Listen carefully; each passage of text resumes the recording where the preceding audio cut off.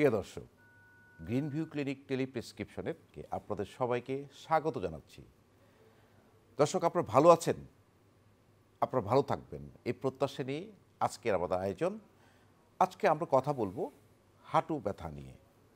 এই বিষয়ে বিশেষজ্ঞ পরামর্শ দেওয়ার জন্য আমাদের সাথে আছেন প্রফেসর ডক্টর শহীদুল ইসলাম। তিনি অর্থোপেডিক্স এবং স্পাইন সার্জারি বিভাগের বিভাগীয় প্রধান, আদ্দিন মেডিকেল কলেজ ও হাসপাতাল। পাশাপাশি তিনি chief consultant, Barack PRP medical centre, Dhanmondi. Doctor Shahidul, আপনাকে স্বাগত আমাদের স্টুডিওতে। জি, আপনাকে অনেক ধন্যবাদ এবং স্বাগত জানাচ্ছি আমাদের সকল দর্শক শ্রোতাদের। জি, আপনার কাছে আমি প্রথমে জানতে চাই, আসলে হাঁটু ব্যথা, যারা আমাদের সিনিয়র সিটিজেন আছে তাদের হাঁটু ব্যথা হয়নি এমন মানুষ কিন্তু খুব খুঁজে পাওয়া খুব মুশকিল। আসলে আমরা যদি কারণটা জানতে চাই যে হাঁটু ব্যথার কারণটা কি, কেন হচ্ছে হাঁটু ব্যথা? হাঁটু ব্যথার তো নানাবিধ কারণই আছে। যেমন আমরা যদি একটু ভাগ ভাগ করে বলি, যে প্রথম ডিজেনারেটিভ বা ক্ষয়জনিত, এটা বলতে হবে, এটা হলো অস্টিও আর্থ্রাইটিস। এটা সবচেয়ে কমন, টপ মোস্ট লিস্টে থাকবে এটা। এরপর ট্রমার কারণে হতে পারে, যে ট্রমাতে আঘাত লেগে হয়তো স্পোর্টস ইঞ্জুরি হলো বা রোড ট্রাফিক অ্যাক্সিডেন্ট হলো, কারো ভিতরে মনে করেন লিগামেন্ট ইঞ্জুরি হলো বা মেনিসকাস ইঞ্জুরি হলো, অথবা কোনো বোন ফ্র্যাকচার হয়ে গেল, তাহলেও হাঁটু ব্যথা হতে পারে। আবার ধরেন যে কোনো ইনফেকশন বা ইনফ্লামেশন, যে ইনফেকশন হতে পারে, কিন্তু হাঁটুতে সেপটিক আর্থাইটিস হতে পারে, সিভিয়ার ব্যথা হয়, হাঁটু ফুলে যায়, লাল হয়ে যায়।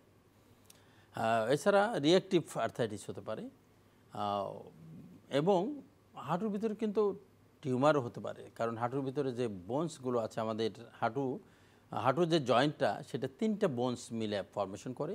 আমাদের যে থাইয়ের বোন, ফিমার বলি আমরা, ফিমারের লয়ার এন্ড, আর লেগ বোন, যে লেগের 2টা বোন আছে, টিবিয়া এবং ফিবুলা। তো মোটা বোনটার নাম তো টিবিয়ার আপার এন্ড। এবং আমাদের সামনে একটা থাকে, আমরা অনেকে বলি আর কি, লেমন ল্যাঙ্গুয়েজ, যে গিরের বাটি থাকে যেটা আর কি, প্যাটেলা বলি আমরা, এই প্যাটেলা, এই 3টা বোনস নিয়ে নি জয়েন্ট ফর্মেশন হয়। কাজেই এই বোনসগুলোর ভিতরে যদি কোনো টিউমার হয়, তাহলে কিন্তু হাঁটু ব্যথা হতে পারে। যদি আমরা এই রোগগুলোর কথা চিন্তা করি, যে হাঁটুতে রোগ, হ্যাঁ আপনি বলছিলেন যে অস্টিও আর্থ্রাইটিস হতে পারে, আর কি কি রোগ, টিউমার বলেছেন আপনি, আর কি কি রোগ হতে হাঁটুতে, হাঁটু ব্যথার জন্য কি কি রোগ রেসপন্সিবল? হ্যাঁ, ওই যে আমি টিউমারের কথাটা বললাম, এটা একটু ইলাবোরেট করতে হবে। তার কারণ এখানে বিনাইন টিউমার হয় বা ম্যালিগন্যান্ট টিউমার হয়। যেমন বিনাইন টিউমার, হাঁটুর কাছাকাছি বিনাইন জায়ান্ট সেল টিউমার নামক একটা বোন টিউমার আছে।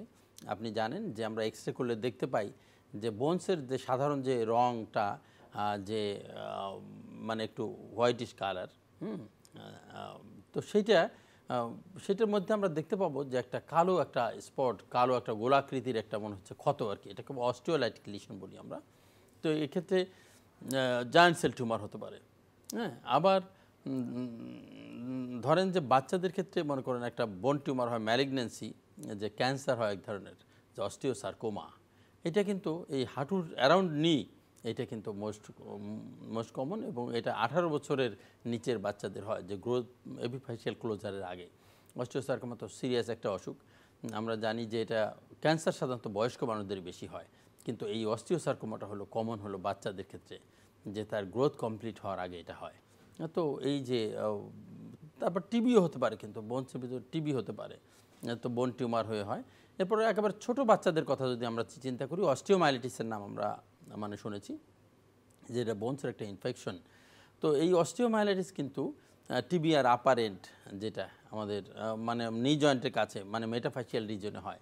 এবং অ্যাকুট অস্টিওমাইলাইটিস আমরা বলতে চাই, যে অ্যাকুট অস্টিওমাইলাইটিস হচ্ছে ডিজিজ অফ চিলড্রেন। তো এগুলোই মোটামুটি হাঁটু ব্যথার কারণ আর কি। তো সেক্ষেত্রে যখন হাঁটু ব্যথা নিয়ে আপনার কাছে আসে, তো আপনারা তো কিছু পরীক্ষা নিরীক্ষা করে আপনারা নিশ্চিত হতে কেন ব্যথাটা হয়েছে। সাধারণত আপনারা কি কি পরীক্ষা নিরীক্ষা করে থাকেন? দেখেন, আমাদের ডাক্তারদের কাছে রোগীরা যখন আসে, তখন তো আমরা একটা গেস করে ফেলি, একটা অ্যাসেসমেন্ট করে ফেলি, যে এইরকম বয়স, হ্যাঁ হিস্ট্রি নেই, আমরা রুগীটা দেখলেও বুঝি যে তার এই বয়স, সে হাঁটু ব্যথা নিয়ে আসছে, তাহলে ওই বয়সের কি কমন, কি হতে পারে, এরকম একটা চিন্তা করে ফেলি আমরা।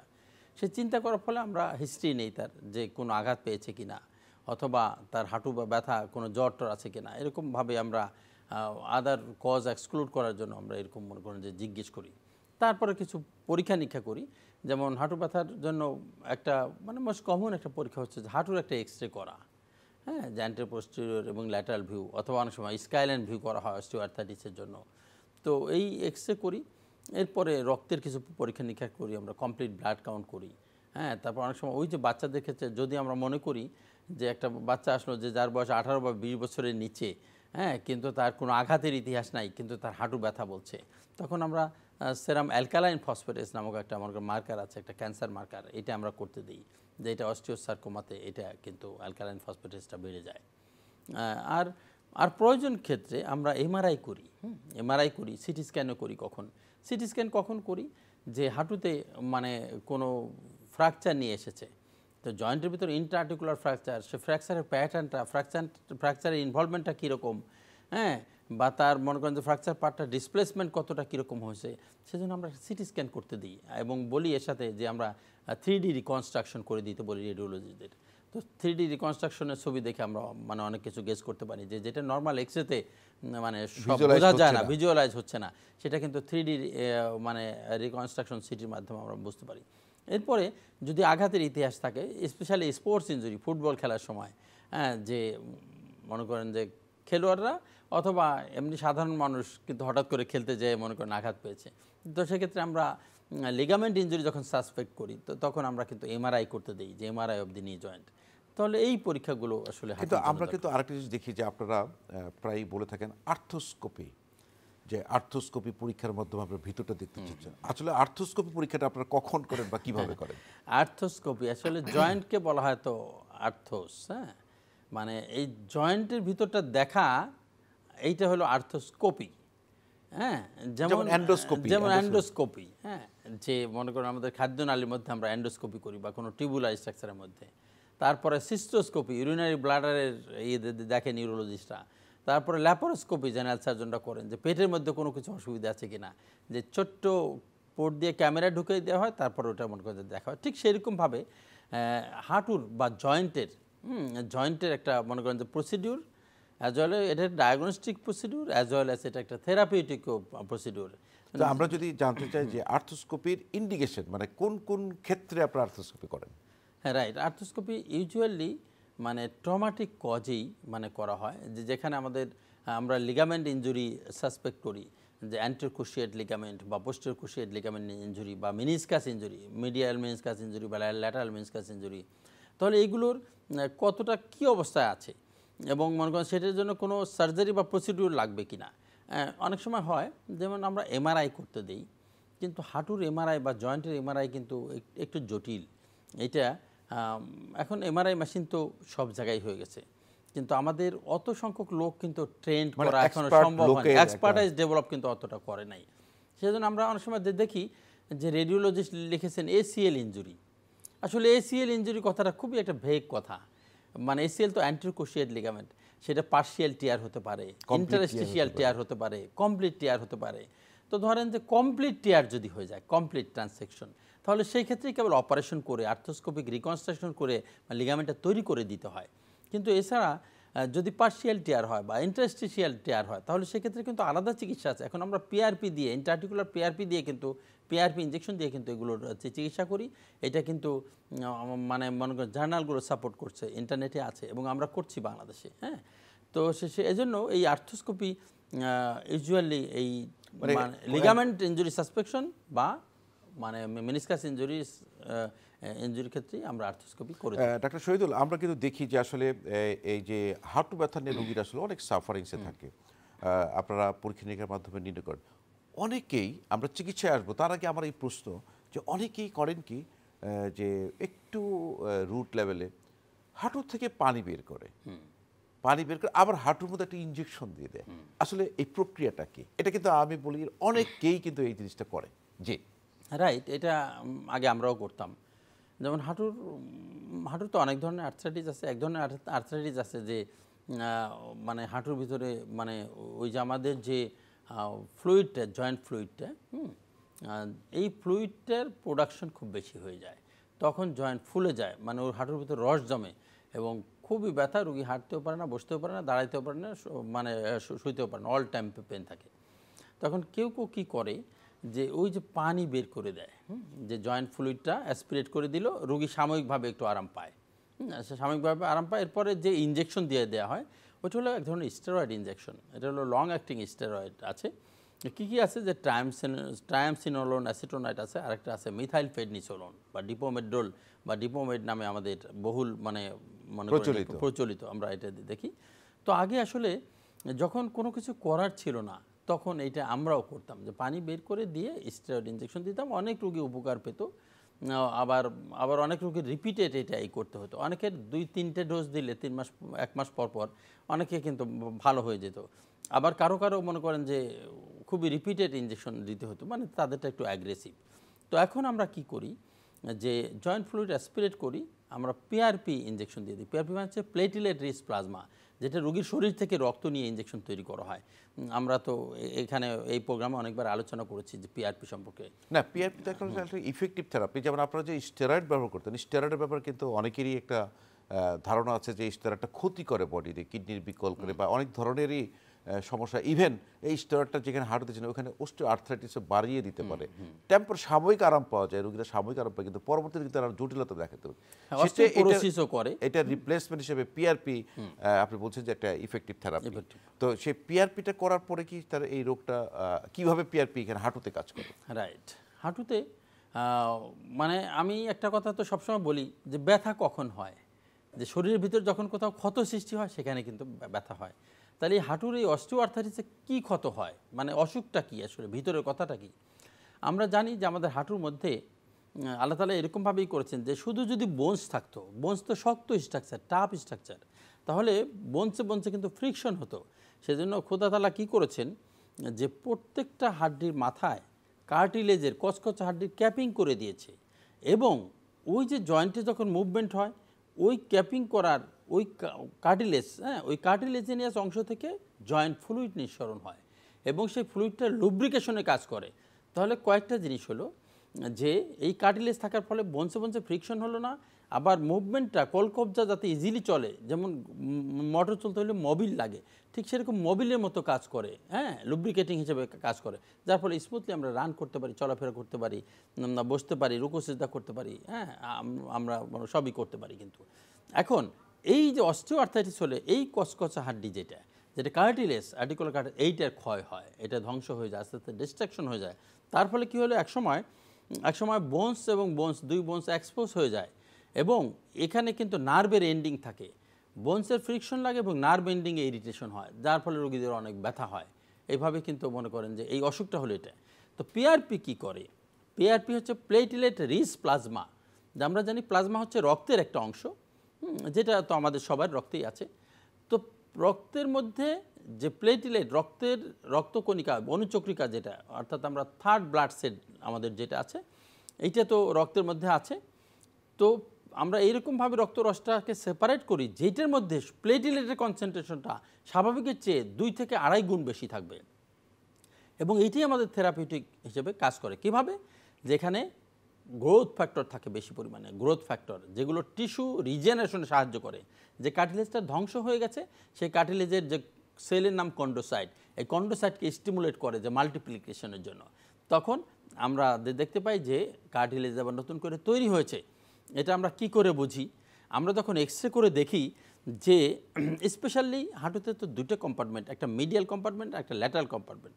ইউজুয়ালি অস্টিওআর্থাইটিসে মিডিয়াল কম্পার্টমেন্টটা অ্যাফেক্টেড হয়। আমরা দেখি যে ল্যাটারাল কম্পার্টমেন্টটা স্পেসিংটা, ফাঁকা জায়গাটা ঠিক আছে।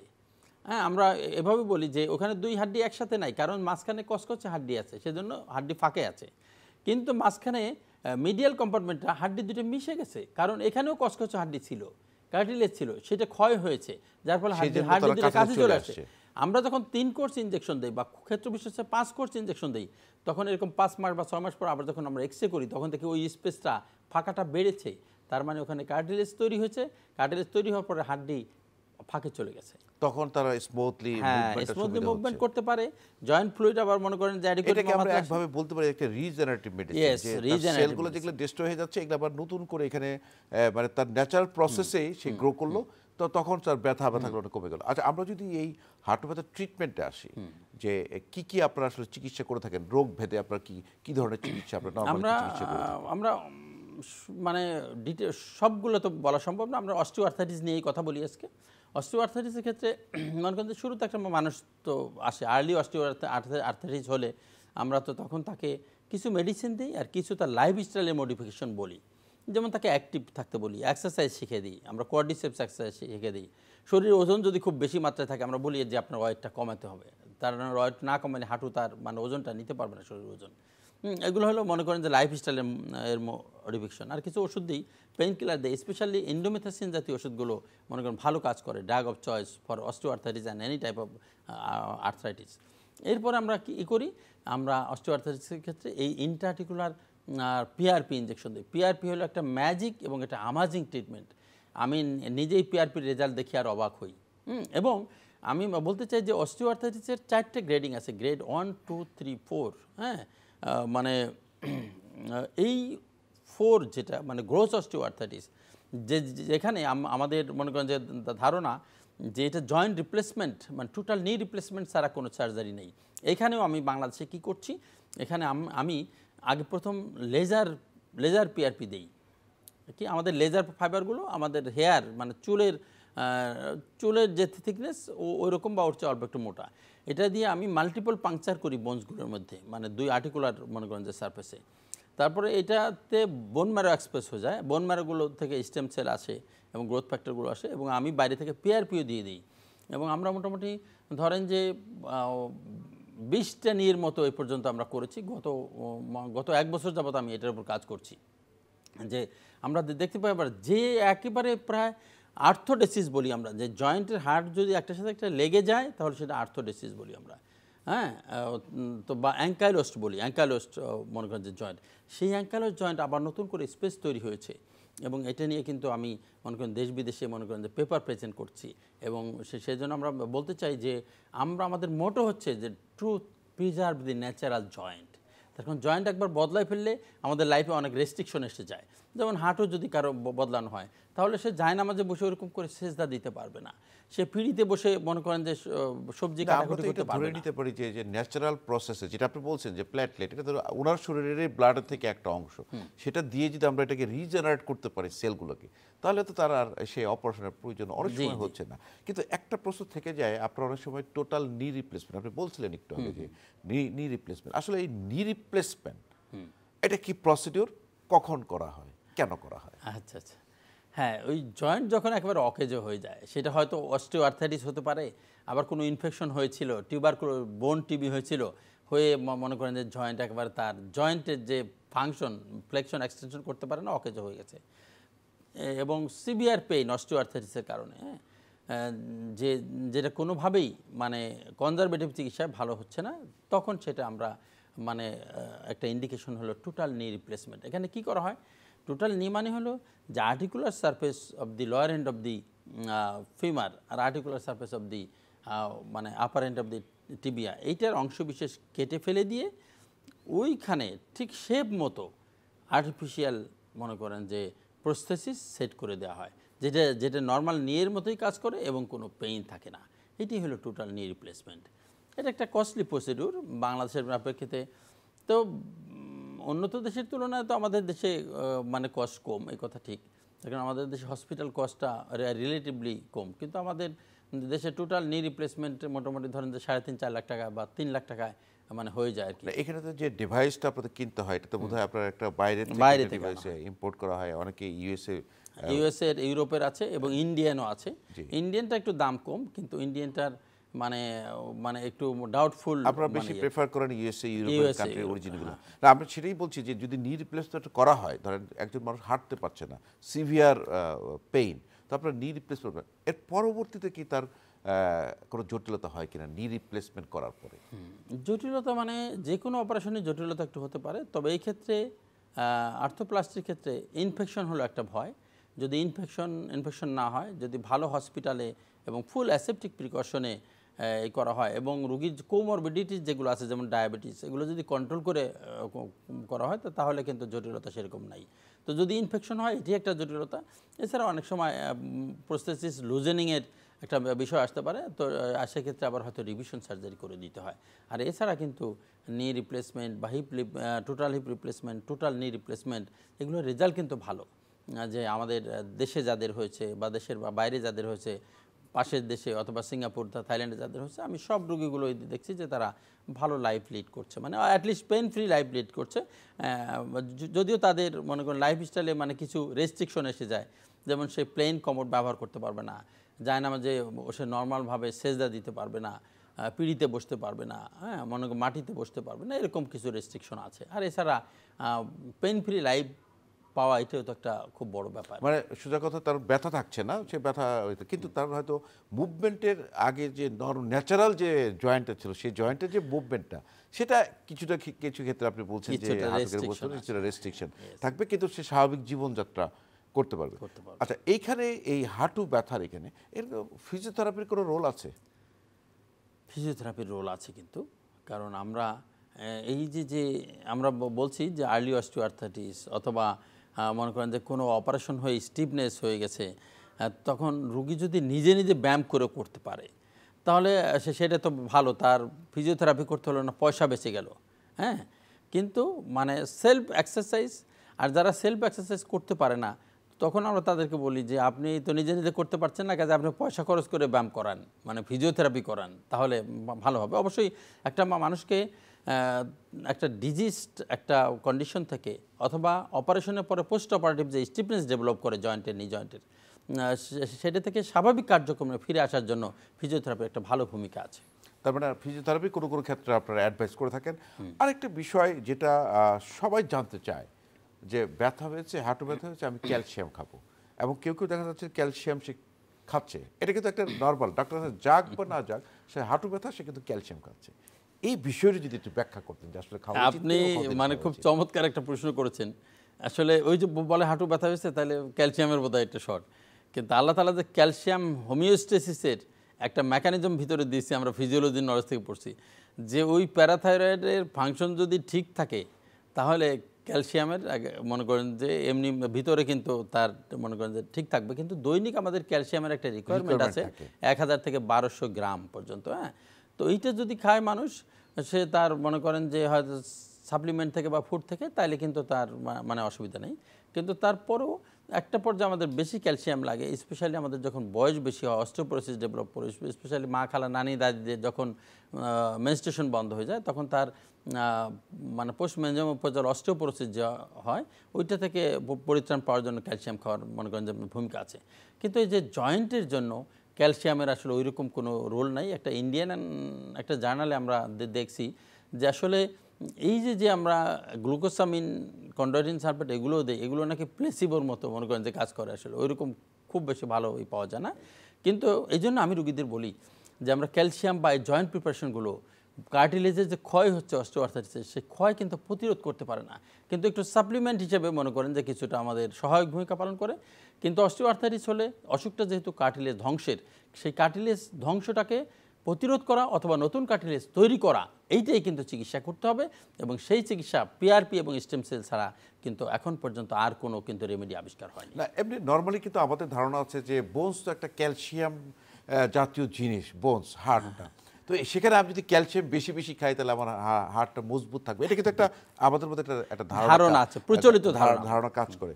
আবার পাশাপাশি কিন্তু এখন ইদানিং আপনারাই বলেন যে ভিটামিন ডির অভাবেও নাকি হাড়ের গ্রোথ একটু, সেই বিষয়টি যদি বলতেন। হ্যাঁ, ভিটামিন ডি কিন্তু সূর্যের আলোতে তৈরি হয়।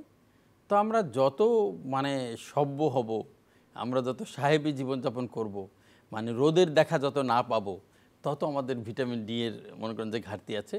একবার নিটোরে আমাদের দেশের পঙ্গু হাসপাতালে একটা ডাক্তারদের মধ্যে মানে ভিটামিন ডির একটাই করা হচ্ছে, দেখা গেল ভয়াবহ যে অনেকেরই আমাদের আছে। এছাড়া যারা পর্দা করেন, যারা হিজাব পড়েন, রোদের দেখা পান না, এদের মধ্যেও ভিটামিন ডি কিন্তু মানে অনেক অনেক মানে ঘাটতি আছে। সেজন্য ভিটামিন ডির ভালো রোল আছে, এটা বোনসের ভিতর ক্যালসিয়াম ঢুকাতে মনে করেন সাহায্য করে, বোনস গঠনে সাহায্য করে। এরপরে ইনফার্টিলিটিতে ভিটামিন ডি এর ভূমিকা আছে, স্পার্মের ম্যাচুরেশন এবং হেলদি স্পার্ম তৈরি করার জন্য। ইভেন আমাকে মানে আমরা করছি যে কার্ডিওলজিস্টরা বলে থাকেন যে ভিটামিন ডি এর অভাব হলে এমআই হওয়ার, মানে হৃদরোগে আক্রান্ত হওয়ার বা হার্ট অ্যাটাক হওয়ার ঝুঁকি কিন্তু থাকে। এবং ভিটামিন ডি একটা অ্যান্টিঅক্সিডেন্ট হিসেবেও কাজ করে, কিন্তু অনেক রোল আছে। না, এখানে যদি আমরা এইভাবে আসি যে এখন দেখা যাচ্ছে আমাদের মধ্যে কিন্তু ধারণা হয়ে গেছে আমাদের ক্যালসিয়াম খেতে হবে, বয়স হয়েছে, ভিটামিন ডি খেতে হবে, ওভার ডোজ হওয়ার কোনো সম্ভাবনা আছে কিনা? অনেকের ধারণা আছে যে আমি যদি বেশি ক্যালসিয়াম খাই তাহলে আমার কিডনিতে পাথর হবে, এই কিন্তু একটা ধারণা কিন্তু মানুষের আছে। এই বিষয়টা যদি একটু এই বলতেন, বা ধারণাটা কতটুকু কিন্তু- খাওয়া এই উচিত? ধারণাটা সঠিক না। কারণ হলো যে আমি এক পর্যায়ে বললাম যে দৈনিক আমাদের ক্যালসিয়ামের দরকার হলো 1200 থেকে 1000 থেকে 1200 ক্যালোরি, কিলো ক্যালোরি। 1200 মিলিগ্রাম। আচ্ছা, তো তাহলে এর বেশি আমরা যতই বস্তার উপরে মনে করেন বস্তা ক্যালসিয়াম খাই, এটা কিন্তু কিডনি এটাকে আউট করে দিবে। সেজন্য এটার নাই। তো স্টোন ফর্মেশনের আরও কারণ আছে, এটা ইউরোলজিস্টরা বেশি ভালো ব্যাখ্যা করে। তবে প্যারাথাইরয়েড হরমোনের মনে করেন যে ম্যালফাংশন, এটা স্টোন ফর্মেশন একটা মনে করেন যে ভূমিকা রাখে। কিন্তু সেজন্য ক্যালসিয়াম খুব বেশি খাওয়ার দরকার নাই, তবে সাপ্লিমেন্ট অবশ্যই দরকার আছে। ভিটামিন ডি এরও দরকার আছে। এবং একটা পর্যায়ে পরে বয়স যখন বেশি হয়, ওই যে আমরা বললাম পোস্ট মেনোপজাল অস্টিওপোরোসিস, অথবা আমাদের পোস্ট অ্যান্ড্রোজেনিক যে আমাদের এজ যে ছেলেদের যে 70-80 বছর হয়ে গেলে আমাদের হাড়েও তো ক্ষয় হয় ছেলেদের।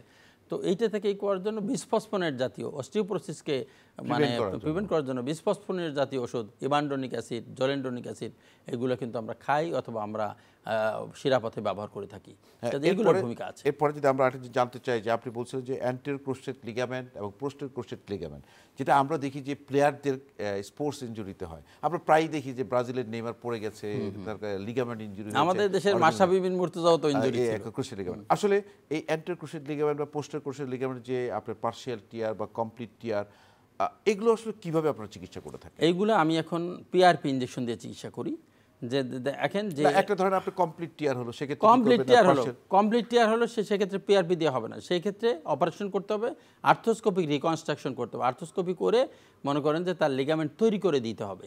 আর পার্শিয়াল টিয়ার এবং ইন্টারস্টিশিয়াল টিয়ারের টার্মটা আমি এরকম বোঝাই, যেমন পাটের আঁশটা দিয়ে দড়ি তৈরি করা হয়, তাই না?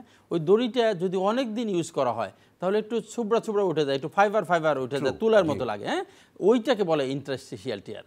তো লিগামেন্ট এসিএলে ইন্টারস্টিশিয়াল টিয়ার খুব কমন। এইটা তখন হয়, এইটা কিন্তু পিআরপি দিয়ে মনে করেন ভালো হচ্ছে। আমি আজকে 4-5 বছর যাবত এই পিআরপি দিয়ে চিকিৎসা করতেছি। এবং এই পার্শিয়াল টিয়ারও অনেক অর্থোপেডিক সার্জনরা বলে যে অপারেশন লাগবে, কিন্তু আমি এটা অপারেশন ছাড়াই বিনা অপারেশনে চিকিৎসা করছি এবং আমার এটার আল্লাহর মতে ফেলিউর রেট নাই। একটা রোগী একবার বললো যে একটা নিয়ে সে ভালো হচ্ছে না, আমি একটা এক্সপিরিয়েন্স এই করছি, শেয়ার করছি। তো ওকে বললাম তাহলে অপারেশন করে দিই। আমরা অপারেশন করতে গিয়ে দেখি যে ওর নর্মাল যে লিগামেন্টটা আছে ইনজুরি পরে, সেটা 70%-এর চেয়ে বেশি মনে করেন যে অ্যাক্টিভ। তখন ওকে বললাম, তো স্পাইনাল দিয়ে আমরা অপারেশন করি, রুগী তো সজাগ থাকে। তো বললাম যে তোমার কিন্তু লিগামেন্ট আমরা বানাই দিচ্ছি না, তোমার যে ফাইবারগুলো হয়ে গেছিলো, নষ্ট হয়ে গেছিলো, ওগুলো শেভিং করে দিচ্ছি। আমরা এইটাই রাখছি, কারণ আমরা যে লিগামেন্ট বানাই দিই এইটা কিন্তু তোমার এসিএল এর ওই হয়তো 70-80%ই কাজ করে। অনেক ধন্যবাদ প্রফেসর ডক্টর শহীদুল ইসলাম, আপনার কাছে অনেক মূল্যবান তথ্য পেলাম, যেটা আসলে আমাদের এই হাঁটু ব্যথার জন্য অনেক উপকার আসবে। আপনাকে ধন্যবাদ। আপনাকে ধন্যবাদ। প্রিয় দর্শক, আপনাদেরকে ধন্যবাদ এতক্ষণ আমাদের সঙ্গে থাকার জন্য। হাঁটু ব্যথায় যারা ভুগছেন তারা দেরি না করে সুচিকিৎসা গ্রহণ করুন। ভালো থাকবেন, সুস্থ থাকবেন, শুভকামনা সকলের জন্য।